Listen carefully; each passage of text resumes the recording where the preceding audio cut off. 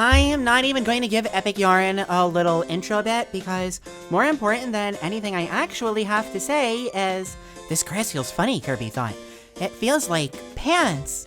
Or if you're European, it feels like trousers. Hi, I never said I did a good British accent, alright? Well, before we dive any deeper in the video and I dive deeper into a pit of British stereotypes, if you like what you see and want to help me out, please consider thinking this video is the best by giving it a like, tell me what your thoughts are on Kirby's Epic Yarn in the comments, and ring the notification bell after subscribing to really help me out. You can find me on Twitch, join my Discord server, or follow my Twitter if you like me that much, but regardless, I appreciate it. Now then... Rumor has it that people in Dreamland are being turned into yarn. That's right, yarn.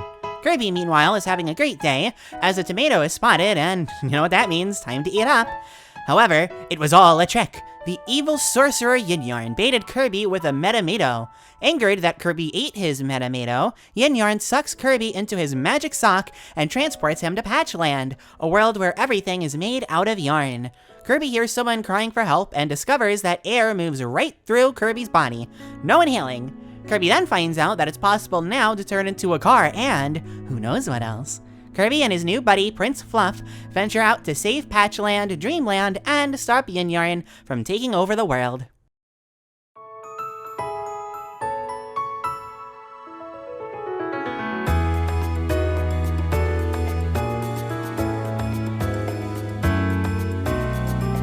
God, this game is cute, imaginative, inspired, varied, colorful, any compliment that you can think of for a game with an incredible art direction you can use to describe Epic Yarn.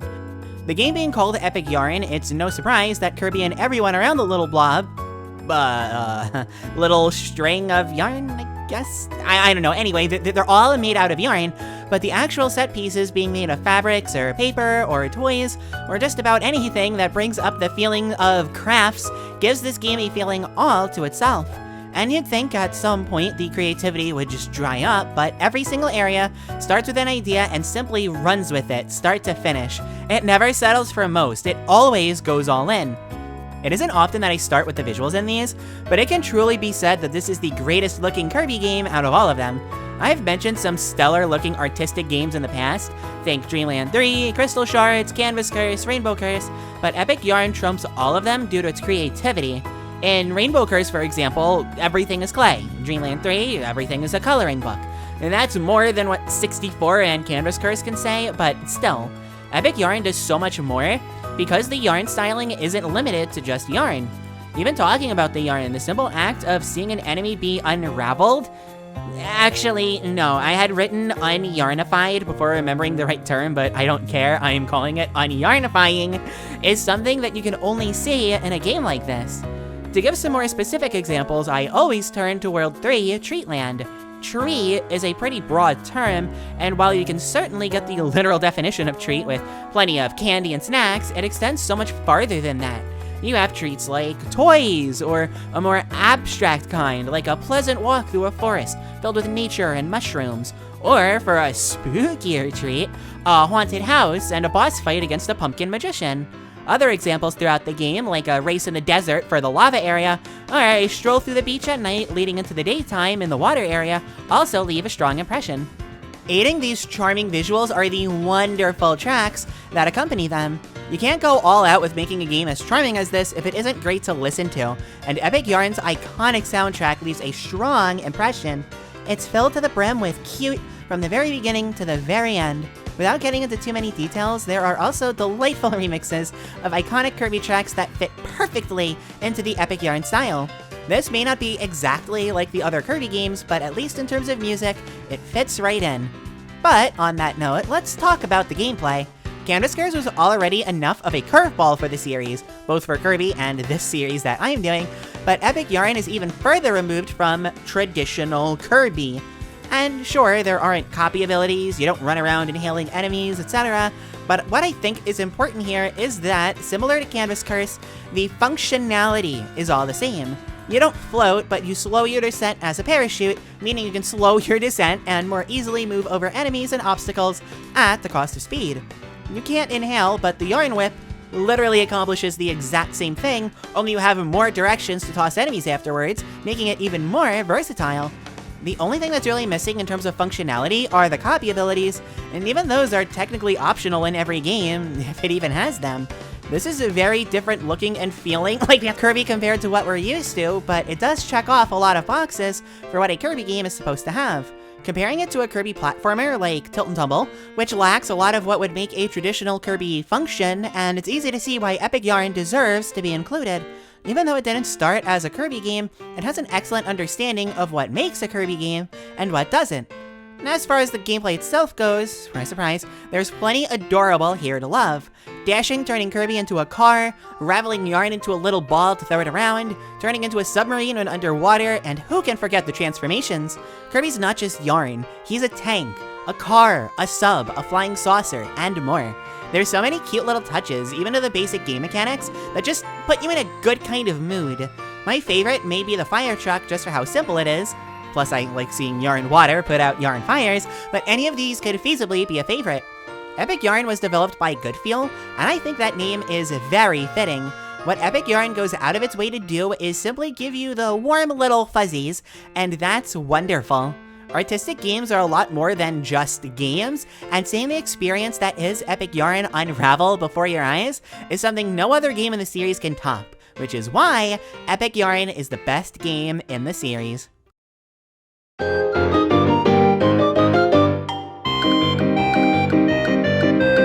God, this game is cute.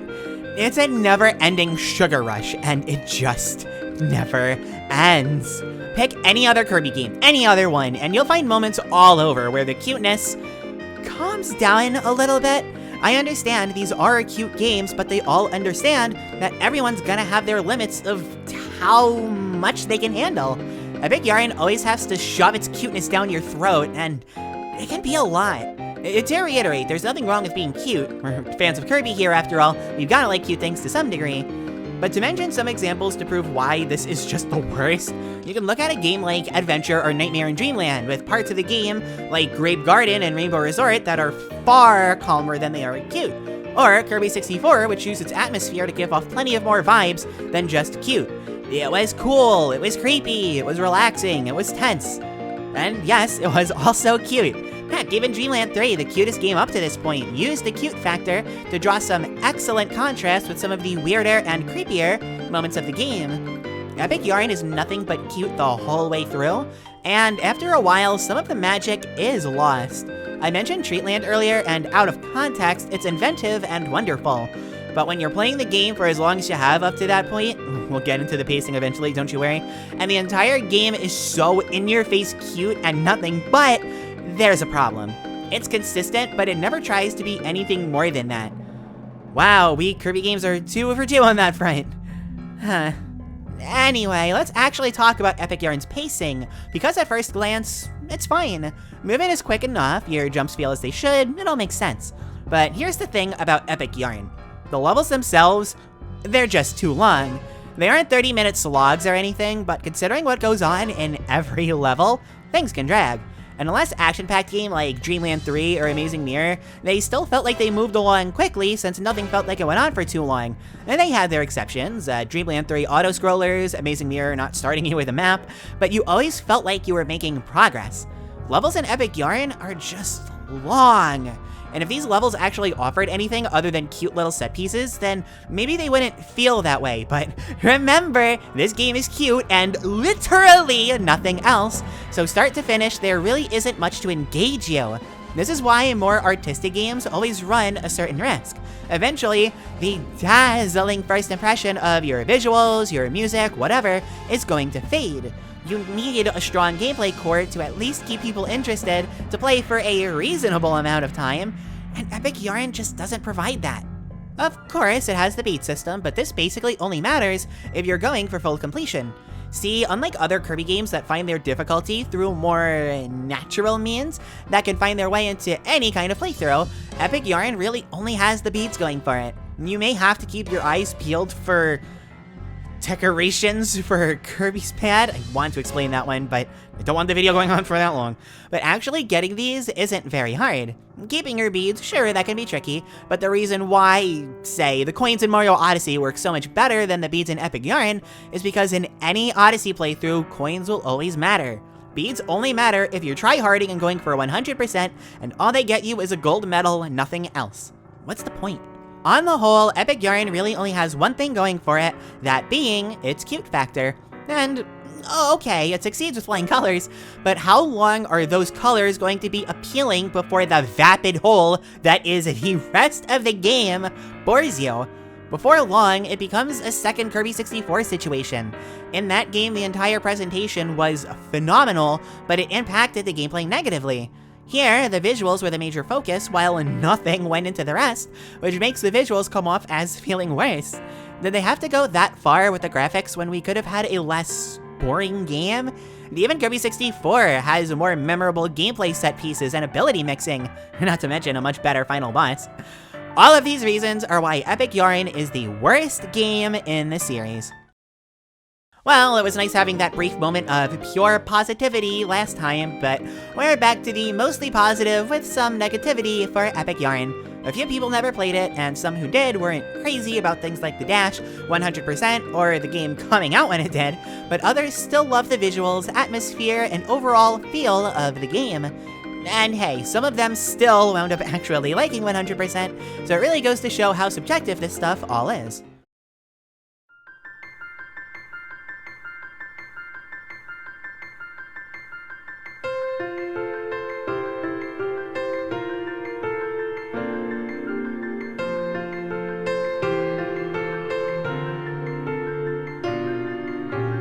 Well, you say, Epic Yarn and I have been through a lot together.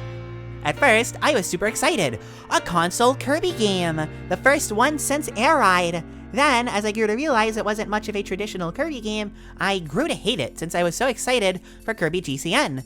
Then the game actually came out, I played it, and while I loved it, I also hated it. Then time passed and I stopped being an obnoxious dumb child. Now I'm just obnoxious. And I've really grown to love Epic Yarn. Ironically, I now see it as a main series platformer, even if it's one on the non-traditional side. It has its problems, sure. It's not as bad as Cuteness Curse in this regard, but going for 100%, not fun.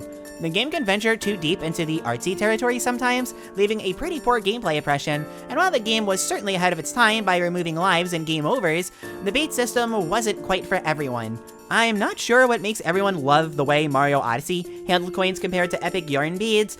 In fact, I actually do much prefer the way Epic Yarn handles it. I just brought up that argument before, but that's neither here nor there. And of course, while Kirby's always cute, Epic Yarn may actually be the only time it went too far. There's cute, and far above that, there's Epic Yarn, you know? Still, when I said I grew to love Epic Yarn, I legitimately meant love. The level concepts are great. Seeing everything put together with yarn and fabric is a visual treat. This is where all the love and attention goes from fans of the game, but I think many people don't give enough credit in how fun it is to actually play.